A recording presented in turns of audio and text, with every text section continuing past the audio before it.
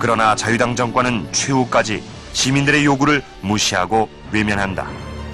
이날 역시 사태의 배후 조정 문제만 따지고 시국 수습 문제는 진지한 토론에 붙여지지 못했다. 4.19 때만 하더라도 강경파가 득세하는 속에서 강경일변도로 나가면 되는 것이다. 누르면 되는 것이다. 이런 사고에서 벗어나지를 못하고 있었다는 것은 그 당시 내무부 여러 조치 발표라든가 이런 걸 통해서도 알 수가 있지요. 사실 이 국무회의가 열릴 때도 그날 그렇게 심각한 시위가 서울에서뿐만 아니라 전국적에서 일어나고 있고, 그리고 이제는 오후 조금 지나면은 피화요일이 되는 경무대 일대에서 엄청난 그런 희생자가 나온다는 것, 이런 것 같은 것을 제대로 파악하지 못한 그런 점이 있습니다. 이처럼 자유당 정권이 자신들의 권력이 시민들의 도전에 무너지리라 생각하지 않았던 그 시각, 시위대는 경무대를 목표로 일진일퇴를 거듭하고 있었다. 그런데 바로 그때 오후 1시 40분 마침내 경찰이 발포를 시작한 것이다.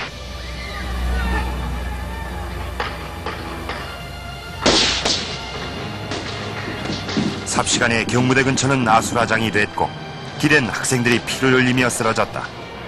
경찰의 총격에도 불구하고 이날 시위는 시내 곳곳에서 계속되고 있었다. 그리고 이날 각 지방에서도 격렬한 시위가 벌어졌다. 오후 4시 30분경 자유당 정권은 계엄령을 선포하기 이른다. 계엄군이 시내로 들어오자 시위대는 대부분 흩어졌고 상황은 진정되기 시작했다. 그러나 산발적인 시위는 여전히 곳곳에서 계속되고 있었다. 학생과 시민들은 계엄군의 태도가 어떨지 주시하고 있었다. 그런데 4월 19일 밤 약 1,500명의 시위대는 시체 한 구를 지키며 고대 교내에서 농성태세를 갖추고 있었다. 이때 계엄군 사단장 조재미 씨가 방문한다. 군대랑 구토방어셔야지 뭐. 그 다음에는 국민이 군대다 말이요.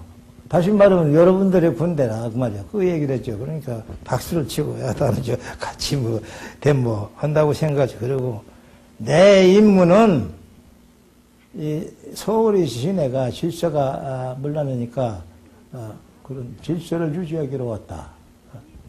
또 한 가지 여러분이 생각할 것은 지금 이 순간에도 여러분들의 동무 형제 처자가 여러분들의 안위를 염려하고 있단 말이야. 그러니까 국민이 군대라니까 뭐 그렇게 뭐 자기들 대화해서 해결할 수 있을까 느꼈을 거예요. 네, 자기들도. 다음 날 송효찬 계엄사령관은 훈령 1호로 발포 위반자는 엄벌에 처할 것이며 혐의가 없는 사람은 조속히 석방할 것을 밝힌다. 이런 계엄군의 자세는 일주일 동안 지속됐다. 이승만 대통령이 자기 친위대라고 하는 헌병사령부하고 특무대를 가지고 있지만 기타의 모든 군대를 장악할 수가 없었어요.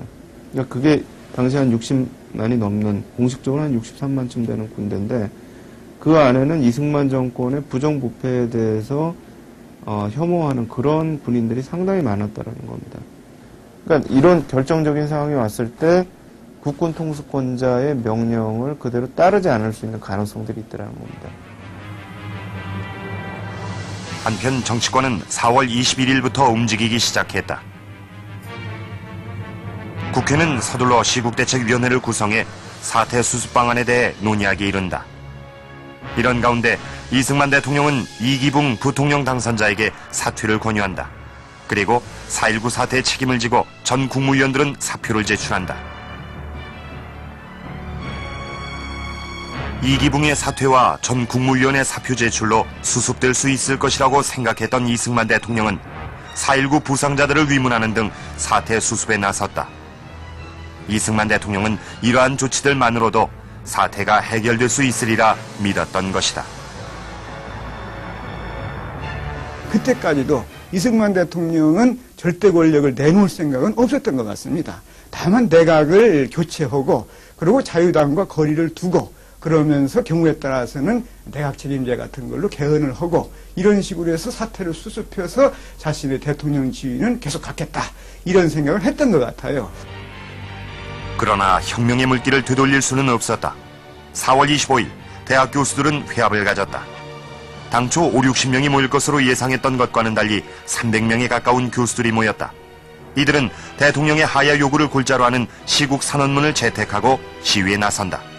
죽은 학생이 말하면 피해 대가를 받아내야 한다.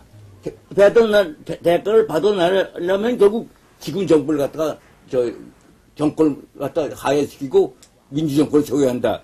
그래가지고 학생의 피해 보답하자 한 말이 떠돌면서 일부에서 그 성명서 가지고는 부족하니까 나가서 우리 시위를 해야겠다. 교수단은 학생들의 피해 보답하라는 플래카드를 앞세웠다. 이날 교수들의 데모는 가라앉은 듯 보였던 분위기에 다시 불을 붙였다. 그리고 이때 처음으로 이승만 대통령의 하야를 정식으로 요구하게 된다. 그 중간중간에 그 구호가 이승만 물러가라, 또 구호들을 갖다가 우리들도 부르고, 시민도 부르고, 그래서 결국은, 국회의사당 앞에 가니까, 사람이 늘어나서 꽉 차가가지고서. 승리의 화요일이라 불리는 4월 26일. 이날은 대규모 군중들이 참여한 가운데 새벽부터 시위 행렬이 계속됐다. 이때 시위대는 대표를 구성해서 대통령과의 면담을 요구한다. 마침내 유일라 씨를 비롯한 5명의 학생 시민 대표에게 대통령과의 면담이 허용된다. 한참 묵묵하게 그냥 저 건너편 남산을 보고 있듯이. 그러면 내가 물러나가야만 되나.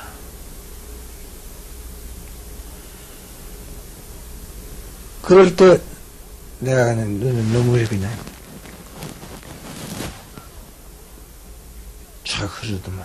예, 각하께서 물러나셔야 됩니다. 국민이 원하는 것 같아? 네, 국민이 원합니다.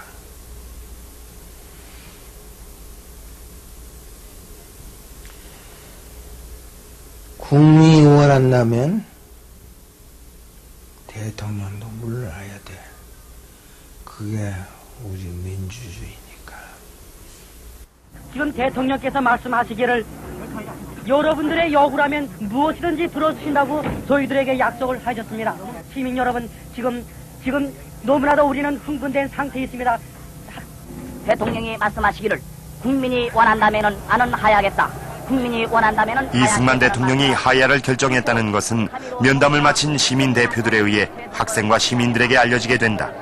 그리고 이날 10시 30분 이승만 대통령은 국민이 원한다면 대통령직을 사임하겠다는 성명을 발표한다. 4월 27일 이승만 대통령은 대통령 사임을 공식 발표한다. 12년간에 걸친 자유당 독재 정권은 드디어 그 많은 희생을 치르고 막을 내리게 된 것이다. 이렇게 해서 1948년 8월 15일 수립된 제1공화국은 12년 만에 막을 내리게 되었습니다. 그리고 제1공화국 국무회의록 역시